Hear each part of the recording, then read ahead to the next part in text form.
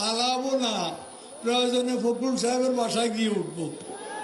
কি জায়গা দেবেন? বাংলাদেশে জুলাই গণঅভ্যুত্থানের পর থেকে পলাতক রয়েছেন আওয়ামী লীগের সকল নেতাকর্মী।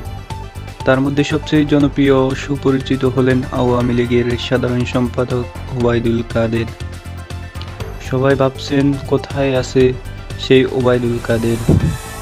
দীর্ঘ 10 মাস পর এখন সামাজিক যোগাযোগের মাধ্যমে নির্বাচন নিয়ে হুমকি দিলেন ওবায়দুল কাদের। আওয়ামী লীগকে বাদ দিয়ে বাংলাদেশে কোনো বিশ্বাসযোগ্য, গ্রহণযোগ্য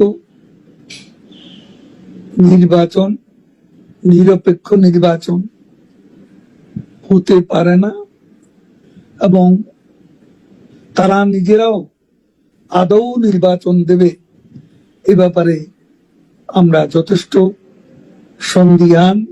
তিনি বললেন, আওয়ামী লীগ ছাড়া কোনো সুস্থ, শান্তিপূর্ণ, নিরপেক্ষ নির্বাচন হতে পারে না, আর হবেও না।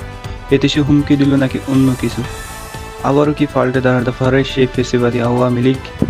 তার এইসব মন্তব্য সামাজিক যোগাযোগের মাধ্যমে প্রকাশ করলেন আওয়ামী লীগের এক নেতা সিদ্দিক নাজমুল আলম। তিনি তার ফেসবুক স্ট্যাটাসে লিখেছেন, দীর্ঘ 10 মাস পরে প্রকাশ্যে এলেন দলের সাধারণ সম্পাদক। তার এই স্ট্যাটাস এবং ভিডিওতে জানা গেল ওবায়দুল কাদেরের ভিডিওর মাধ্যমে হুমকি দিল নাকি সতর্কবার্তা দিল। এই ছিল আজকে বাংলাদেশের সেরা রাজনৈতিক বার্তা। সবাইকে ধন্যবাদ। Minute news, Noakhali, Bangladesh.